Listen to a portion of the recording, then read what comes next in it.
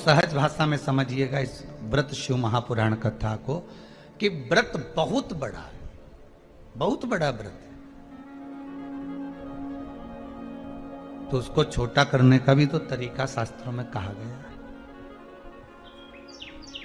गुरुजी, हरतालिका तीज का व्रत इतना भारी होता है, करवा चौथ का व्रत इतना भारी होता है, तीज का व्रत इतना भारी होता है कि हम कुछ भी नहीं खाते, यहां तक कि मुख में जल भी आता है ना तो उसको भी हम निगल नहीं सकते।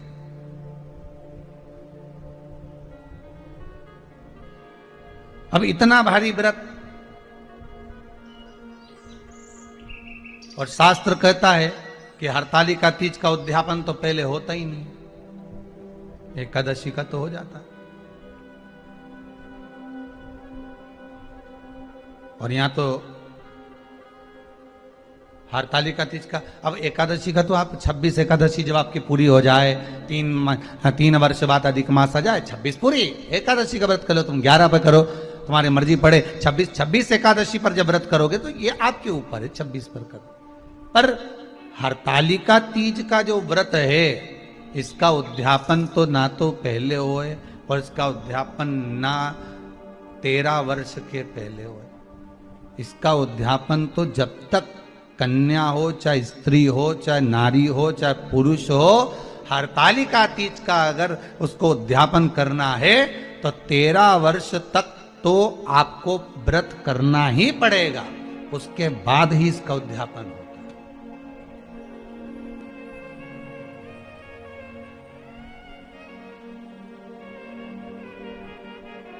नहीं तो कहीं कहीं की माताएं तो बड़ी होशियार सोच के बैठी थी कि आपकी साल उद्यापन कर, 13 वर्ष अगर आपके हो गए व्रत करते करते हरतालिका तीज का। हरतालिका तीज जानते हो ना?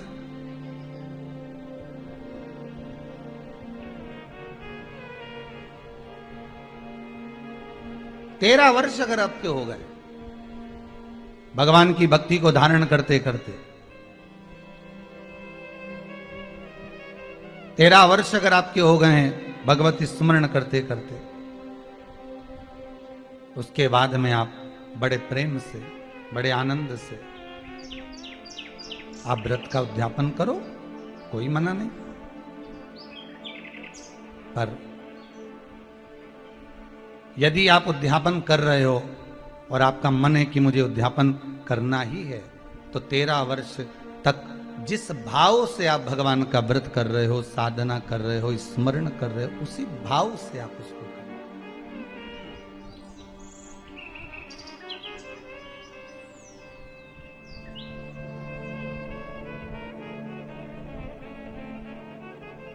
गणेश चतुर्थी के एक दिन पहले आ जाती है, सहज भाषा में समझ लो तीज को, हस्त नक्षत्र तृतीया।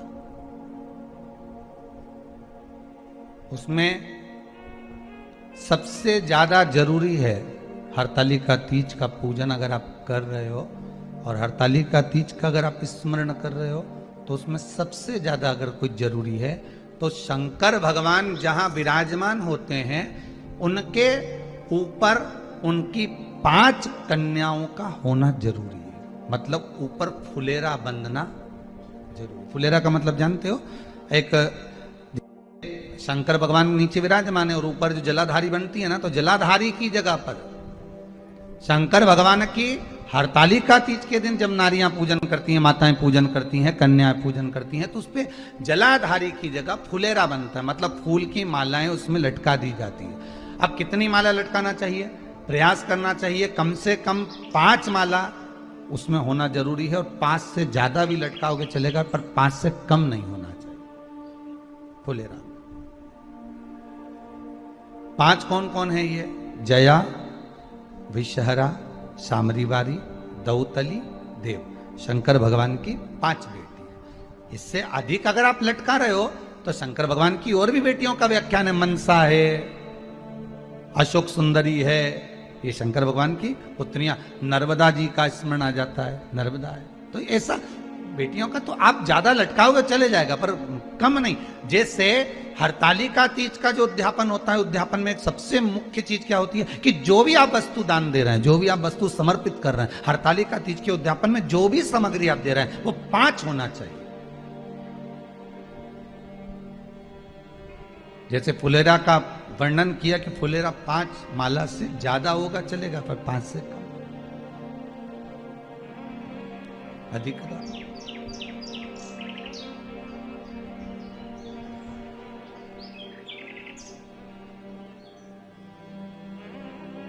सबसे पहली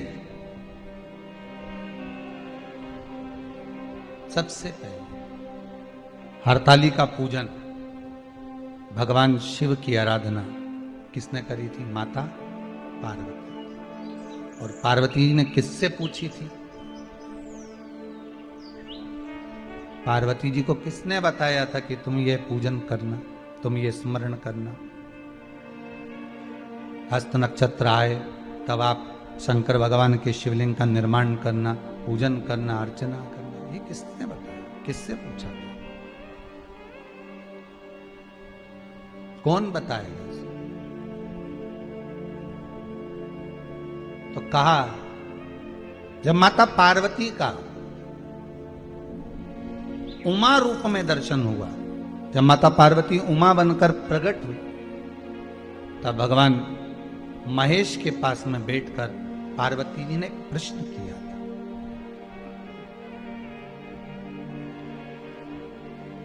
पार्वती जी भगवान शिव से एक प्रश्न कर रही, महेश भगवान से एक प्रश्न कर रही, भोलेनाथ प्रभु शंभु शंकर, हे दयालु करुणा सागर, कृपा करने वाले त्रिकालदर्शी कैलाशी, हे शिव करुणा करिए और मुझे आप इतना सा बता दीजिए कि मैं जितनी जन्म लूं,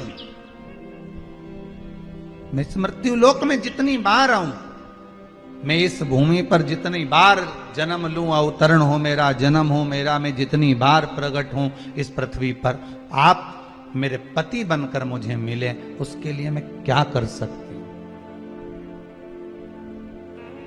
हरतालिका तीज का पूजन करो और मन में सोचो कि बताओ इतना बड़ा व्रत 13 साल तक करना है, उसके बाद उद्यापन करना है, उद्यापन करने के बाद क्या कर सकते हैं? तो कि व्रत तो बड़ा है, पर उद्यापन करने के बाद एक काम कर सकते हो कि फिर आप कुछ थोड़ा बहुत जो भी चाय वगैरह है, दूध प्रसाद है, कोई फल फ्रूट है, नहीं बनता शरीर से, कर सकते हो, ले सकते।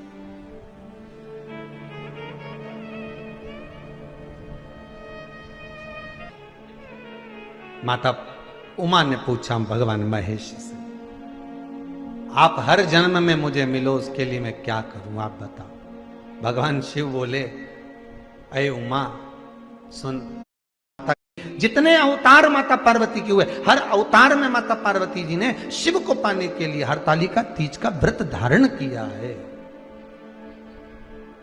हर अवतार में।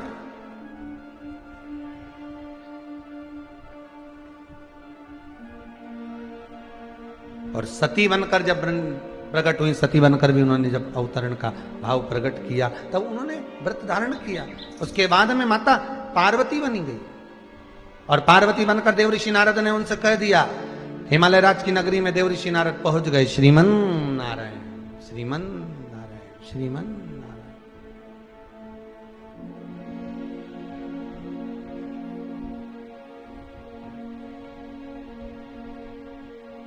पहुंचे,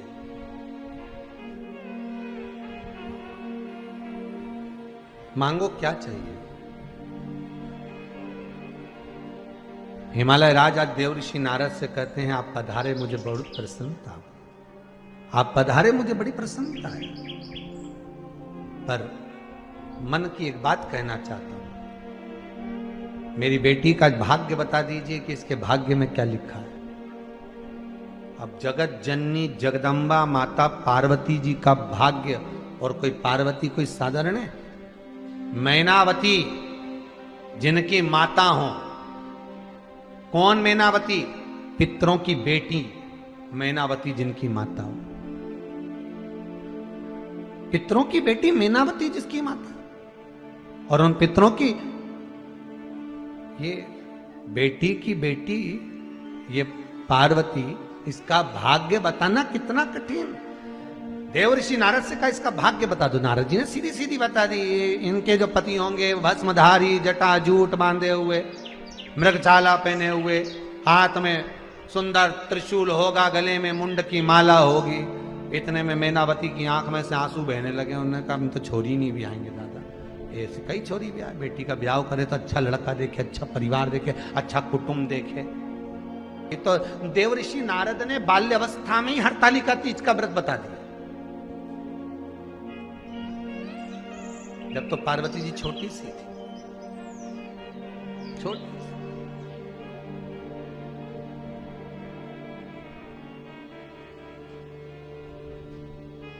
और बता दिया अगर ये कन्या शंकर की आराधना करेगी तो इसको जो पति मिलेगा वो शिव मिलेगा।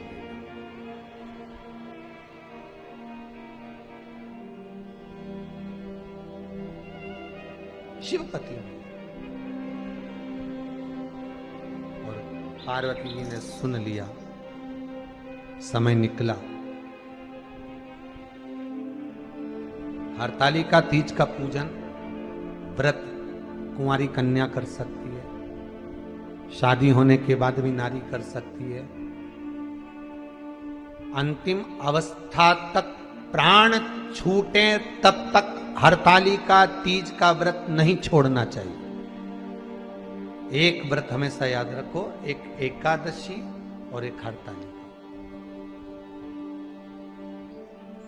हाँ इतना जरूर है, ज्यादा शरीर बेकार हो गया, बुढ़ापा आ गया, शरीर नहीं साथ दे रहा, तो कुछ फल खा लो, कुछ चाय दूध जूस आप लेकर कर लो।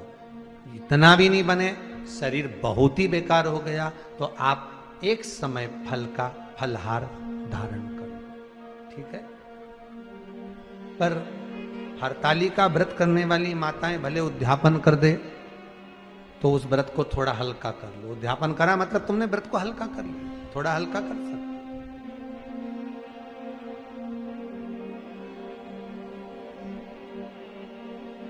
देवऋषि नारद ने जो बचपन में कहा था, बाल्यावस्था में जो देवऋषि नारद धारण करे थे, व्रत बताया था देवऋषि नारद ने कि शिव की आराधना कर लेगी तो जीवन का सुख पा जाएगी। शंकर की आराधना में वो सुख है जो दुनिया में कहीं है।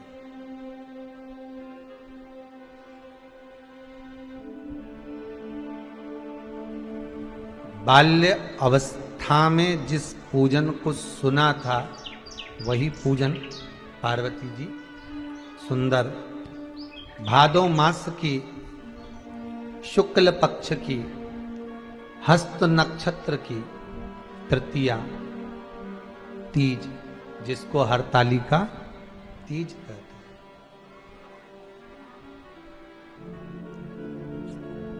चलिए मां, हिमालय राज ने विवाह पक्का कर दिया था माता का, भगवान विष्णु से करूंगा।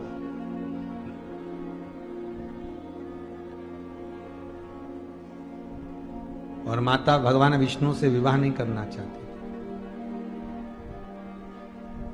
माता के मन में तो भगवान शिव बसे हुए थे, करुणा सागर भगवान शंकर बसे हुए थे, फिर कैसे विवाह करती?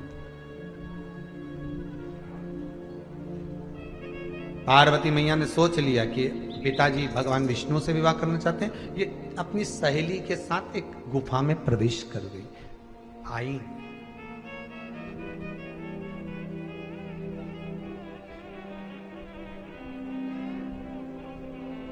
चली माता पार्वती वन में प्रवेश कर गई। वन में प्रवेश कर कर उन्होंने सुना था देवऋषि नारद के मुख से, पूर्व का भी भान था, ज्ञान था। बालू रेत का शिवलिंग बनाया। काय का शिवलिंग बनाया? बालू रेत का, बालू का शिवलिंग बनाया। हरतालिका तीज की पूजन करने वाले को चाहिए कि बालू का मिट्टी का शिवलिंग बनाना चाहिए। फुलेरा जो बनाया गया है ऊपर शंकर जी के ऊपर लटकाने के लिए, टांगने के लिए, उसके नीचे शिव पार्वती गणेश जी की सुंदर बालू की मूर्ति बना लेना चाहिए। पार्थिव लिंग का निर्माण कर लेना चाहिए। शिव की आराधना करना चाहिए।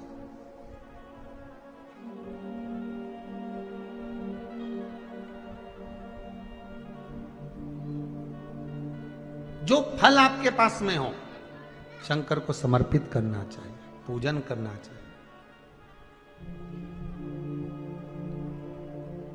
आराधना करो। सबसे पहली पूजन हरतालिका तीज की प्रदोष काल के अंतर्गत हो जाना चाहिए, शाम के समय पर। प्रयास करा करो प्रदोष काल के समय पर पहली पूजन हो जाए तो ज्यादा अच्छा। पर लोगों की आदत रहती है कि 8 बजे तक, 8:30 बजे तक, 9 बजे तक पहली पूजन करें, फिर दूसरी आराम से, फिर तीसरी, फिर आराम से, फिर चौथी। तो ऐसा सब अपने अपने हिसाब से। पर शास्त्र रीति कहती है कि प्रदोष का जो समय होता है, प्रदोष काल जो होता है, शाम का जो समय होता है, उस समय पर हरतालिका तीज की पहली पूजन हो, जिससे आपका स्मरण चित्त शंकर भगवान में उस घड़ी, उस पल, उस क्षण में आप शिव के हो जाएं और शंकर आपका हो जाए। हाँ, अगर किसी के आने में देरी हो, कोई आ नहीं पा रहा है, बहुत देरी हो रही हो, तो हरतालिका पूजन व्रत वर्णन करता है कि शिवलिंग का निर्माण, पार्वती जी की मूर्ति का निर्माण, गणेश जी का निर्माण और फुलेरा जो बनाया हुआ है, ये प्रदोष काल के पहले बनकर तैयार हो जाना चाहिए। प्रदोष काल के अंतर्गत फुलेरा नहीं बनना, फुलेरा पहले बन जाना चाहिए। और बहुत विशेष बात ध्यान रखिए हरतालिका तीज की, कि शंकर जी का जो अपने स्वरूप बनाया है, पाटे में, थाली में, चौकी पर, चौरंग पर जो स्वरूप बनाया है, वो पहले नहीं रखना है। पहले क्या बांधना है? फुलेरा। पहले फुलेरा बांधिए, उसके बाद उसके नीचे शंकर जी को रखिए। कई घरों में पहले शंकर जी रख देते हैं, फिर निशाना मिला के कि पंखे से मिले के फिर फुलेरा।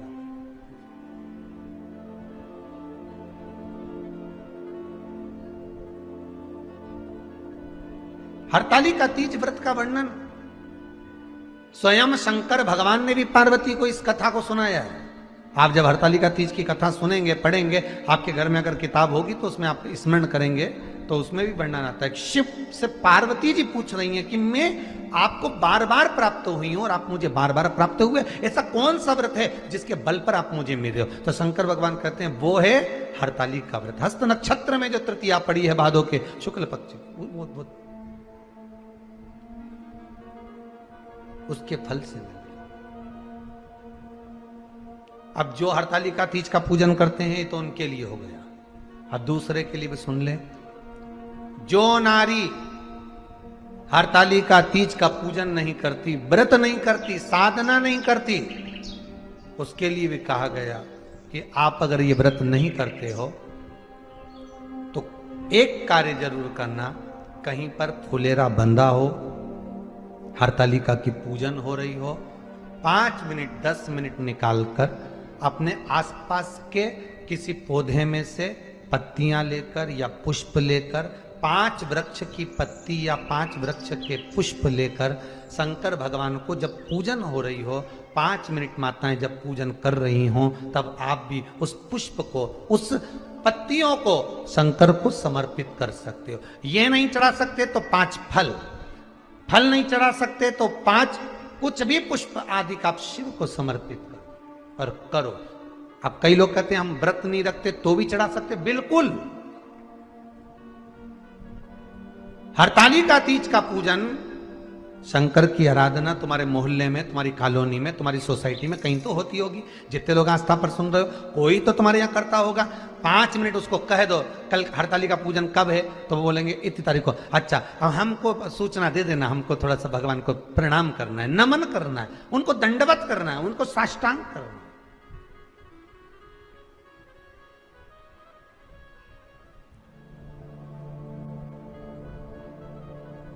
क्यों चढ़ाया जाता है, किस लिए चढ़ाना चाहिए? तो कहा कन्या स्त्री अगर मान लो हरतालिका का व्रत नहीं करती, पूजन नहीं करती, आराधना नहीं करती, तो वो कन्या, वो नारी, वो स्त्री, वो पुरुष कार्य तो बहुत करेगा, दुकान भी 4 चलाएगा, व्यापार भी बढ़ाएगा, पर संपदा को जोड़ नहीं पाएगा। ₹1 कमाएगा, ₹1.25 खर्च वाला काम चलेगा। हस्त नक्षत्र में जो तृतीया पड़ती है, हस्त नक्षत्र के अंतर्गत जो तृतीया का महत्व कहा गया है, वो संपदा को बढ़ाती है, मनोकामना को पूर्ण करती है। इसलिए कहा गया हस्त नक्षत्र। आपने जितने भी व्रत करे होंगे, जितने भी व्रत आप करेंगी, और व्रतों की किताब पढ़ना, कहीं पर नक्षत्र नहीं लिखा होगा। वहां पर लिखा होगा कि आप चतुर्थी का पूजन करो, उसमें नक्षत्र नहीं लिखा होगा। पंचमी का पूजन करो, उसमें नक्षत्र नहीं लिखा होगा। आप छठ का पूजन करो, उसमें नक्षत्र नहीं लिखा होगा। आप नवरात्रि का पूजन करें, उसमें नक्षत्र नहीं लिखा होगा। आप गणेश जी के व्रत करें, उसमें नक्षत्र नहीं लिखा होगा। केवल सारे व्रतों में एक व्रत ऐसा होता है, हरतालिका तीज का व्रत, जिसमें लिखा होता है हस्त नक्षत्र की तृतीया। क्यों? क्योंकि हस्त नक्षत्र के अंतर्गत जो तृतीया आती है, वो मनोकामना को पूर्ण कर कर चली जाती है। इसलिए शिव की आराधना के लिए प्रथम मानी। हस्त नक्षत्र में किया गया दान, हस्त नक्षत्र के अंतर्गत तृतीया के दिन किया गया पुण्य, हस्त नक्षत्र में तृतीया के दिन किया गया श्रृंगार, हस्त नक्षत्र में तृतीया के दिन करा गया अपना सुंदर सिंदूरा, भगवान का आनंद प्रदान कर देता, अखंडता देता। और मान लो गुरुदेव, हमारी कॉलोनी में, हमारी सोसाइटी में, हमारे मोहल्ले में कहीं हरतालिका का व्रत हो ही नहीं रहा हो, कहीं फुलेरा बंधा ही नहीं हो, तो शंकर जी के जितने मंदिर होते हैं, कहीं ना कहीं तो फुलेरा बनता होगा शिव जी के ऊपर। तो वहां जाकर भी आप समर्पित कर सकते, पर प्रयास करना कि उस दिन शिव जी के ऊपर फुलेरा होना चाहिए, जलाधारी नहीं, फुलेरा।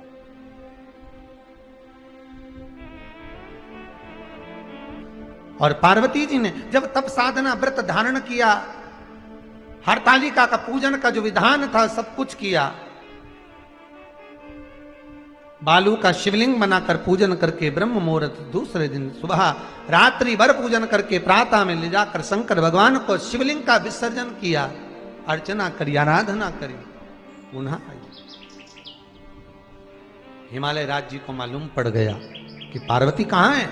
दौड़े हिमालय राज, गए हिमालय राज, पार्वती को जाकर कहा तू चिंता मत कर, तो शिव को अपना बनाना चाहती है, मैं शंकर के साथ तेरा विवाह करूंगा, क्यों चिंता करती है। और हिमालय राज जी पार्वती को लेकर आ गए और लग्न पत्रिका लिखवाई, देवर्षि नारद के हाथ ब्रह्मदेव के पास पहुंचाई, ब्रह्मा जी ने वो लग्न पत्रिका भगवान शंकर के यहाँ पहुंचाई। शिव जी के यहाँ जब पत्रिका पहुंची, भोलेनाथ तो समाधि में लीन थे, समाधि में लीन थे, उनकी समाधि को तोड़वाया, कामदेव को पहुंचाया, जाओ समाधि को तोड़ना है।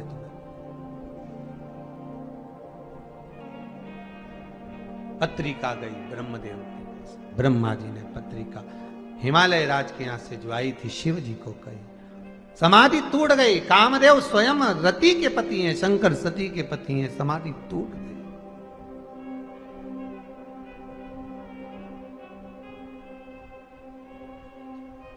और जब समाधि टूटी, तीसरे नेत्र द्वारा कामदेव जलकर भस्म हो गए। शंकर भगवान की सुंदर बारात चलने की तैयारी हुई। शिव दूल्हा बने हैं, पार्वती दुल्हन बनी।